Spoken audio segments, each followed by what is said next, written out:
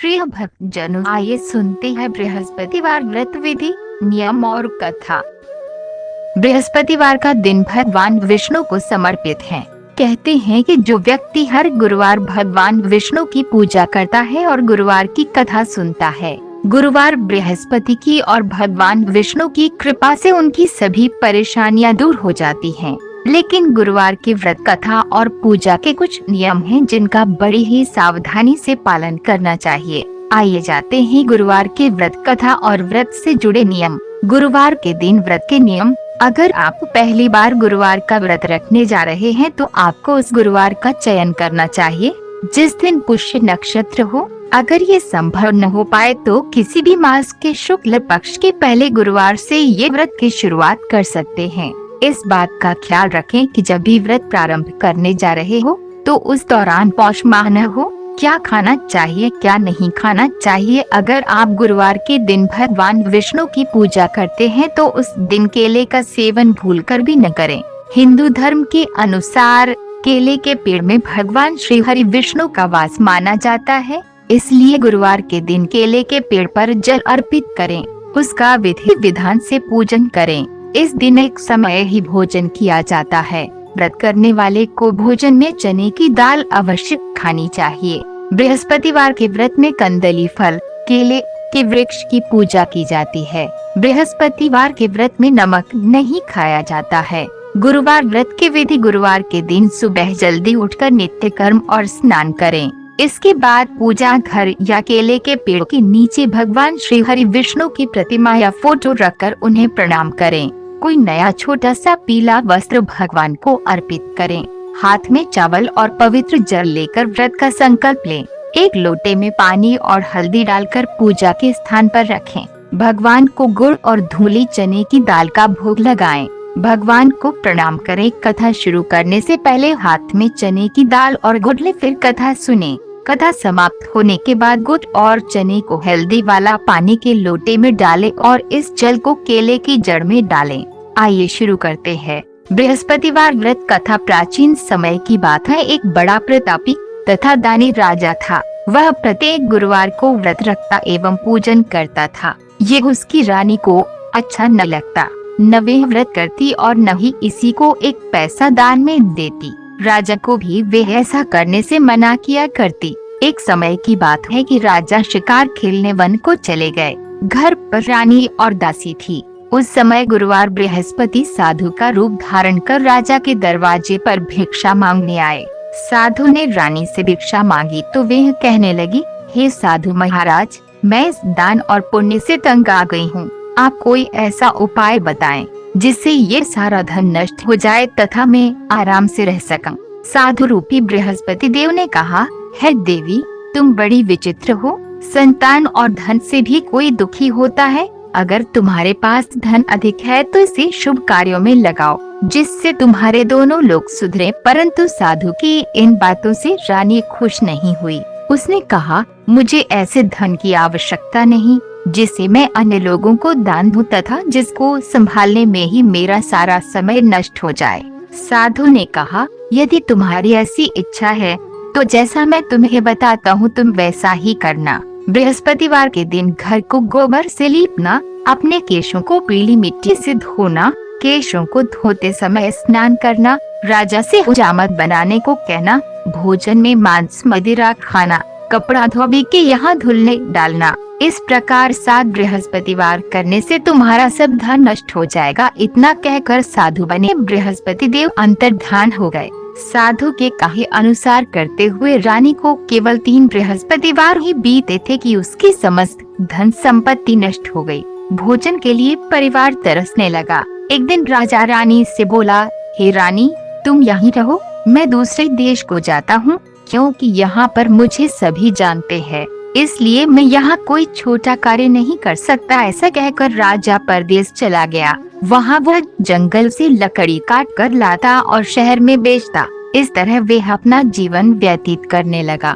इधर राजा के बिना रानी और दासी दुखी रहने लगी। एक समय जब रानी और दासियों को 7 दिन बिना भोजन के रहना पड़ा तो रानी ने अपनी दासी से कहा, हे दासी, पास ही के नगर में मेरी बहन रहती है। वह बड़ी धनवान है। तू उसके पास जा और कुछ ले आ ताकि थोड़ा बहुत गुजर बसर हो जाए। दासी रानी की बहन के पास गई। उस दिन बृहस्पतिवार था। रानी की बहन उस समय बृहस्पतिवार की कथा सुन रही थी। दासी ने रानी की बहन को अपनी रानी का संदेश दिया, लेकिन रानी की बहन ने कोई उत्तर नहीं दिया। जब दासी को रानी की बहन से कोई उत्तर नहीं मिला तो वह बहुत दुखी हुई। उसे क्रोध भी आया। दासी ने वापस आकर रानी को सारी बात बता दी। सुनकर रानी ने अपने भाग्य को कोसा। उधर रानी की बहन ने सोचा कि मेरी बहन की दासी आई थी, परंतु मैं उससे नहीं बोली, इससे वह बहुत दुखी हुई होगी। कथ सुनकर और पूजन समाप्त कर वह अपनी बहन के घर गई और कहने लगी, है बहन, मैं बृहस्पतिवार का व्रत कर रही थी। तुम्हारी दासी गई, परंतु जब तक कथा होती है तब तक न उठते हैं और न बोलते हैं, इसलिए मैं नहीं बोली। कहो दासी क्यों गई थी? रानी बोली, बहन, हमारे घर अनाज नहीं था। ऐसा कहते कहते रानी की आंखें भर आई। उसने दासियों समेत भूखा रहने की बात भी अपनी बहन को बता दी। रानी की बहन बोली, बहन देखो, बृहस्पति देव भगवान सबकी मनोकामना पूर्ण करते हैं। देखो, शायद तुम्हारे घर में अनाज रखा हो। यह सुनकर दासी घर के अंदर गई तो वहाँ उसे एक घड़ा अनाज का भरा मिल गया। उसे बड़ी हैरानी हुई, क्योंकि उसने एक बर्तन देख लिया था।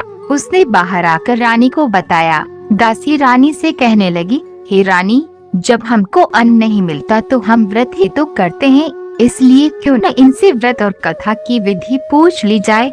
हम भी व्रत किया करेंगे। दासी के कहने पर रानी ने अपनी बहन से बृहस्पतिवार व्रत के बारे में पूछा। उसकी बहन ने बताया, बृहस्पतिवार के व्रत में चने की दाल और मुनक्का से विष्णु भगवान का केले की जड़ में पूजन करे तथा दीपक जलावे, पीला भोजन करे तथा कथा सुने। इससे गुरुवार भगवान बृहस्पति प्रसन्न होते हैं, मनोकामना पूर्ण करते हैं। व्रत और पूजन की विधि बताकर रानी की बहन अपने घर लौट गई। रानी और दासी दोनों ने निश्चय किया कि बृहस्पति देव भगवान का पूजन जरूर करेंगे।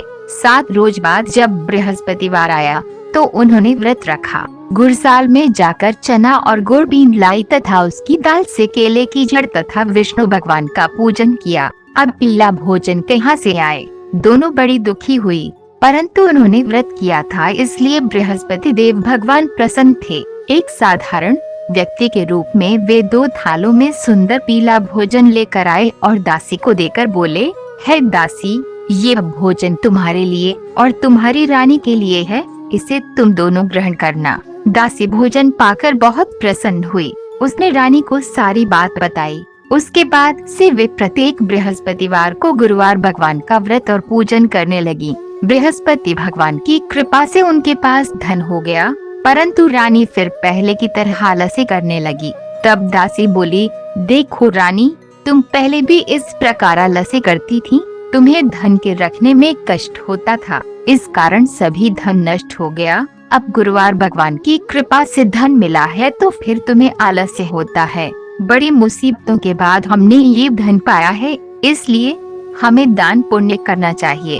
अब तुम भूखे मनुष्यों को भोजन कराओ, प्याऊ लगवाओ, ब्राह्मणों को दान दो, कुआं, तालाब, बावड़ी आदि का निर्माण करवाओ, मंदिर पाठशाला बनवाकर ज्ञान दान दो, कुंवारी कन्याओं का विवाह करवाओ, अर्थात धन को शुभ कार्यों में खर्च करो, जिससे तुम्हारे कुल का यश बढ़े तथा स्वर्ग प्राप्त हो और पितर प्रसन्न हो। दासी की बात मानकर रानी शुभ कर्म करने लगी। उसका यश फैलने लगा। एक दिन रानी और दासी आपस में विचार करने लगी कि न जाने राजा किस दशा में होंगे, उनकी कोई खोज खबर भी नहीं है। उन्होंने श्रद्धा पूर्वक गुरुवार बृहस्पति भगवान से प्रार्थना की कि राजा जहाँ कहीं भी हो शीघ्र वापस आ जाएं। उधर राजा परदेश में बहुत दुखी रहने लगा। वह प्रतिदिन जंगल से लकड़ी बीन कर लाता और उसे शहर में बेचकर अपने दुखी जीवन को बड़ी कठिनता से व्यतीत करता। एक दिन दुखी हो अपनी पुरानी बातों को याद करके वे यहाँ रोने लगा और उदास हो गया। उसी समय राजा के पास बृहस्पति देव साधु के वेश में आकर बोले, है लकड़हारे, तुम इस सुनसान जंगल में किस चिंता में बैठे हो, मुझे बतलाओ। ये सुन राजा के नेत्रों में जल भर आया। साधु की वंदना कर राजा ने अपनी संपूर्ण कहानी सुना दी। महात्मा दयालु होते हैं। वे राजा से बोले, हे राजा, तुम्हारी पत्नी ने बृहस्पति देव के प्रति अपराध किया था, जिसके कारण तुम्हारी यह दशा हुई। अब तुम किसी प्रकार की चिंता मत करो, भगवान तुम्हें पहले से अधिक धन देंगे। देखो, तुम्हारी पत्नी ने बृहस्पतिवार का व्रत प्रारंभ कर दिया है। अब तुम भी बृहस्पतिवार का व्रत करके चने की दाल व गुड़ जल के लोटे में डालकर केले का पूजन करो। फिर कथा कहो या सुनो, भगवान तुम्हारी सब कामनाओं को पूर्ण करेंगे। साधु की बात सुनकर राजा बोला, हे प्रभु, लकड़ी बेचकर तो इतना पैसा भी नहीं बचता जिससे भोजन करने के उपरांत कुछ बचा सकूं। मैंने रात्रि में अपनी रानी को व्याकुल देखा है। मेरे पास कोई साधन नहीं जिससे इसका समाचार जान सकूं। फिर मैं बृहस्पति देव की क्या कहानी कहूँ, ये भी मुझको मालूम नहीं है। साधु ने कहा, हे राजा, मन में बृहस्पति भगवान के पूजन व्रत का निश्चित करो, वे स्वयं तुम्हारे लिए कोई राह बना देंगे। बृहस्पतिवार के दिन तुम रोजाना की तरह लकड़ियाँ लेकर शहर में जाना। तुम्हें रोज से दुगना धन प्राप्त होगा, जिससे तुम भली भांति भोजन कर लोगे तथा बृहस्पति देव की पूजा का सामान भी आ जाएगा। जो तुमने बृहस्पतिवार की कहानी के बारे में पूछा है वह इस प्रकार है। बृहस्पति देव की कहानी, प्राचीन काल में एक बहुत ही निर्धन ब्राह्मण था। उसकी कोई संतान नहीं थी। वह नित्य पूजा पाठ करता, उसकी स्त्री न स्नान करती और न किसी देवता का पूजन करती। इस कारण ब्राह्मण देवता बहुत दुखी रहते थे। भगवान की कृपा से ब्राह्मण के यहाँ एक कन्या उत्पन्न हुई। कन्या बड़ी होने लगी। प्रातः स्नान करके वही भगवान विष्णु का जप करती, बृहस्पतिवार का व्रत भी करने लगी। पूजा पाठ समाप्त कर पाठशाला जाती तो अपनी मुट्ठी में जौ भर कर ले जाती और पाठशाला जाने के मार्ग में डालती जाती। लौटते समय वही जौ स्वर्ण के हो जाते तो उनको बीन कर घर ले आती। एक दिन वे यह बालिका सूप में उन सोने के जौ को फटक कर साफ कर रही थी कि तभी उसकी माँ ने देख लिया और कहा, है बेटी, सोने के जौ को फटकने के लिए सोने का सूप भी तो होना चाहिए। दूसरे दिन गुरुवार था। कन्या ने व्रत रखा और बृहस्पति देव से सोने का सूप देने की प्रार्थना की। बृहस्पति देव ने उसकी प्रार्थना स्वीकार कर ली। रोजाना की तरह वह कन्या जौ फैलाती हुई पाठशाला चली गई। पाठशाला से लौटकर जब वह जौ बीन रही थी तो बृहस्पति देव की कृपा से उसे सोने का सूप मिला। उसे वह घर ले आई और उससे जौ साफ करने लगी, परंतु उसकी माँ का वही ढंग रहा। एक दिन की बात है, कन्या सोने के सूप में जब जौ साफ कर रही थी, उस समय उस नगर का राजकुमार वहाँ से निकला। कन्या के रूप को देखकर वे उस पर मोहित हो गया। राजमहल आकर वे भोजन तथा जल त्याग कर उदास होकर लेट गया। राजा को जब राजकुमार द्वारा अन्न जल त्यागने का समाचार ज्ञात हुआ तो अपने मंत्रियों के साथ वह अपने पुत्र के पास गया और कारण पूछा। राजकुमार ने राजा को उस लड़की के घर का पता भी बता दिया। मंत्री उस लड़की के घर गया। मंत्री ने ब्राह्मण के समक्ष राजा की ओर से निवेदन किया। कुछ ही दिन बाद ब्राह्मण की कन्या का विवाह राजकुमार के साथ संपन्न हो गया। कन्या के घर से जाते ही ब्राह्मण के घर में पहले की भांति गरीबी का निवास हो गया।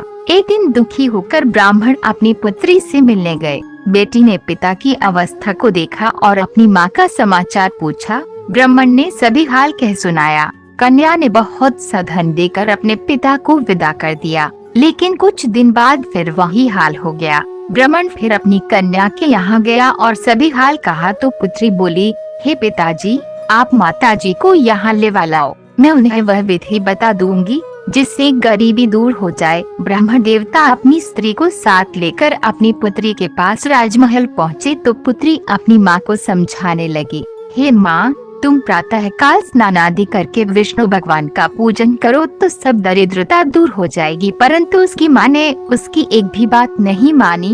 वह प्रातः काल उठकर अपनी पुत्री का बच्चा जूठन खा लेती थी। एक दिन उसकी पुत्री को बहुत गुस्सा आया। उसने अपनी माँ को एक कोठरी में बंद कर दिया। प्रातः उसे स्नान आदि करा के पूजा पाठ करवाया तो उसकी माँ की बुद्धि ठीक हो गई। इसके बाद वह नियम से पूजा पाठ करने और प्रत्येक बृहस्पतिवार को व्रत रखने लग। इस व्रत के प्रभाव से मृत्यु के बाद वह स्वर्ग को गई। वह ब्राह्मण भी सुख पूर्वक इस लोक का सुख भोग कर स्वर्ग को प्राप्त हुआ। इस तरह कहानी कहकर साधु देवता वहाँ से लुप्त हो गए। धीरे धीरे समय व्यतीत होने पर फिर बृहस्पतिवार का दिन आया। राजा जंगल से लकड़ी काटकर शहर में बेचने गया। उसे उस दिन और दिनों से अधिक धन मिला। राजा ने चन गुड़ आदि लाकर बृहस्पतिवार का व्रत किया। उस दिन से उसके सभी क्लेश दूर हुए। परंतु जब अगले गुरुवार का दिन आया तो वह बृहस्पतिवार का व्रत करना भूल गया। इस कारण बृहस्पति भगवान नाराज हो गए। उस दिन उस नगर के राजा ने विशाल यज्ञ का आयोजन किया था। अपने समस्त राज्य में घोषणा करवा दी कि सभी मेरे यहाँ भोजन करने आवे, किसी के घर चूल्हा न जले। इस आज्ञा को जो न मानेगा उसको फांसी दे दी जाएगी। राजा की आज्ञानुसार राज्य के सभी वासी राजा के भोज में सम्मिलित हुए, लेकिन लकड़हारा कुछ देर से पहुंचा, इसीलिए राजा उसको अपने साथ महल में ले गए। जब राजा लकड़हारे को भोजन करा रहे थे तो रानी की दृष्टि उस खूंटी पर पड़ी जिस पर उसका हार लटका हुआ था। उसे हार खूंटी पर लटका दिखाई नहीं दिया। रानी को निश्चय हो गया कि मेरा हार इस लकड़हारे ने चुरा लिया है। उसी समय सैनिक बुलवाकर उसको जेल में डलवा दिया। लकड़हारा जेल में विचार करने लगा कि न जाने कौन से पूर्व जन्म के कर्म से मुझे ये दुख प्राप्त हुआ, और जंगल में मिले साधु को याद करने लगा। तत्काल बृहस्पति देव साधु के रूप में प्रकट हो गए और कहने लगे, अरे मूर्ख, तूने बृहस्पति देवता की कथा नहीं की, इसी कारण तुझे दुख प्राप्त हुआ है। अब चिंता मत कर, बृहस्पतिवार के दिन जेल खाने के दरवाजे पर तुझे 4 पैसे जड़े मिलेंगे। उनसे तू बृहस्पतिवार की पूजा करना तो तेरे सभी कष्ट दूर हो जाएंगे। अगले बृहस्पतिवार उसे जेल के द्वार पर 4 पैसे मिले।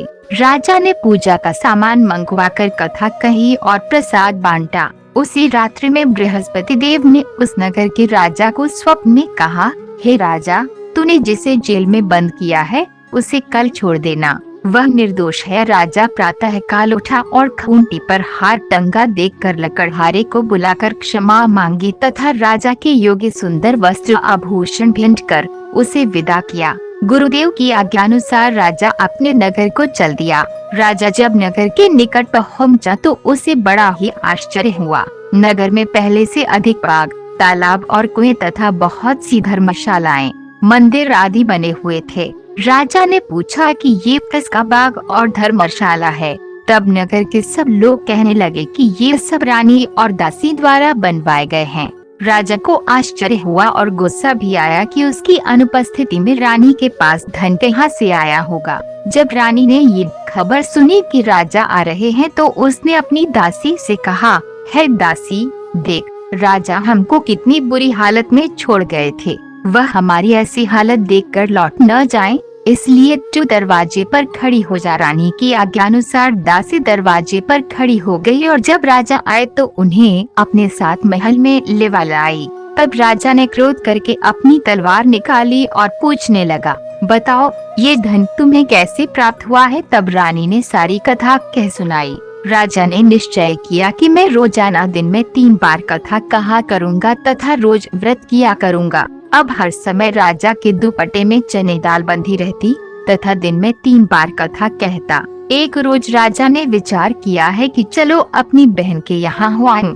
इस तरह का निश्चय कर राजा घोड़े पर सवार हो अपनी बहन के यहाँ चल दिया। मार्ग में उसने देखा कि कुछ आदमी एक मुर्दे को लिए जा रहे हैं। उन्हें रोककर राजा कहने लगा, अरे भाइयों, मेरी बृहस्पति की कथा सुन लोगे। बोले, लो हमारा तो आदमी मर गया है, इसको अपनी कथा की पड़ी है। परंतु कुछ आदमी बोले, अच्छा कहो, हम तुम्हारी कथा अभी सुनेंगे। राजा ने दाल निकाली और कथा कहनी शुरू कर दी। जब कथा आधी हुई तो मुर्दा हिलने लगा और जब कथा समाप्त हुई तो राम राम करके वह मुर्दा खड़ा हो गया। राजा आगे बढ़ा। उसे चलते चलते शाम हो गई। आगे मार्ग में उसे किसान खेत में हल चलाता मिला। राजा ने उससे कथा सुनने का आग्रह किया, लेकिन वह नहीं माना। राजा आगे चल पड़ा। राजा के हटते ही बैल पछाड़ खाकर गिर गए तथा किसान के पेट में बहुत जोर से दर्द होने लगा। उसी समय किसान की पत्नी रोटी लेकर आई।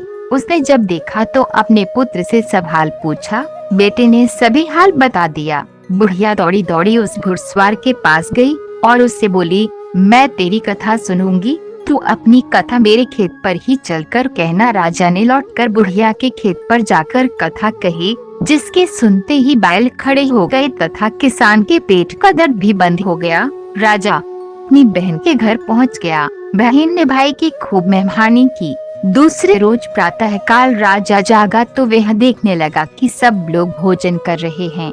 राजा ने अपनी बहन से जब पूछा, ऐसा कोई मनुष्य है जिसने भोजन नहीं किया हो, जो मेरी बृहस्पतिवार की कथा सुन ले। बहन बोली, है भैया, ये देश ऐसा ही है। पहले यहाँ के लोग भोजन करते हैं, बाद में अन्य काम करते हैं। फिर वह एक कुम्हार के घर गए जिसका लड़का बीमार था। उसे मालूम हुआ कि उसके यहाँ 3 दिन से किसी ने भोजन नहीं किया है। रानी ने अपने भाई की कथा सुनने के लिए कुम्हार से कहा। वह तैयार हो गया। राजा ने जाकर बृहस्पतिवार की कथा कही, जिसको सुनकर उसका लड़का ठीक हो गया। अब तो राजा की प्रशंसा होने लगी। एक दिन राजा ने अपनी बहन से कहा, है बहन, मैं अब अपने घर जाऊंगा, तुम भी तैयार हो जाओ। राजा की बहन ने अपनी सास से अपने भाई के साथ जाने की आज्ञा मांगी। सास बोली, चली जा, परंतु अपने लड़कों को मत ले जाना, क्योंकि तेरे भाई के कोई संतान नहीं होती है। बहन ने अपने भाई से कहा, है भैया, मैं तो चलूंगी, परंतु कोई बालक नहीं जाएगा। अपनी बहन को भी छोड़कर दुखी मन से राजा अपने नगर को लौट आया। राजा ने अपनी रानी से सारी कथा बताई और बिना भोजन किए वह शैया पर लेट गया। रानी बोली, हे प्रभु, बृहस्पति देव ने हमें सब कुछ दिया है, वे हमें संतान अवश्य देंगे। उसी रात बृहस्पति देव ने राजा को स्वप्न में कहा, हे राजा, उठ, सभी सोच त्याग दे, तेरी रानी गर्भवती है। राजा को ये जानकर बड़ी खुशी हुई। 9वें महीने रानी के गर्भ से एक सुंदर पुत्र पैदा हुआ। तब राजा बोला, हे रानी, स्त्री बिना भोजन के रह सकती है, परंतु बिना कहे नहीं रह सकती। जब मेरी बहन आए तुम उससे कुछ मत कहना। रानी ने हाँ कर दी। जब राजा की बहन ने ये शुभ समाचार सुना तो वह बहुत खुश हुई तथा बधाई लेकर अपने भाई के यहाँ आई। रानी ने तब उसे आने का उलाहना दिया। जब भाई अपने साथ ला रहे थे तब टाल गई, उनके साथ न आई और आज अपने आप ही भागी भागी बिना बुलाए आ गई। तो राजा की बहन बोली, भाई, मैं इस प्रकार न कहती तो तुम्हारे घर औलाद कैसे होती। बृहस्पति देव सभी कामनाएं पूर्ण करते हैं। जो सद्भावना पूर्वक बृहस्पतिवार का व्रत करता है एवं कथा पढ़ता है अथवा सुनता है और दूसरों को सुनाता है, बृहस्पति देव उसकी सभी मनोकामनाएं पूर्ण करते हैं, उनकी सदैव रक्षा करते हैं। जो संसार में सद्भावना से गुरुदेव का पूजन एवं व्रत सच्चे हृदय से करते हैं, जैसी सच्ची भावना से रानी और राजा ने बृहस्पति देव की कथा का गुणगान किया, तो उनकी सभी इच्छाएं बृहस्पति देव ने पूर्ण की। अनजाने में भी बृहस्पति देव की उपेक्षा न करे, ऐसा करने से सुख शांति नष्ट हो जाती है। इसलिए सबको कथा सुनने के बाद प्रसाद लेकर जाना चाहिए। हृदय से उनका मनन करते हुए जयकारा बोलना चाहिए। यहाँ कथा समाप्त हुई। प्रिय भक्तजनों, वीडियो अच्छी लगी हो तो वीडियो को लाइक और सब्सक्राइब जरूर करें। धन्यवाद।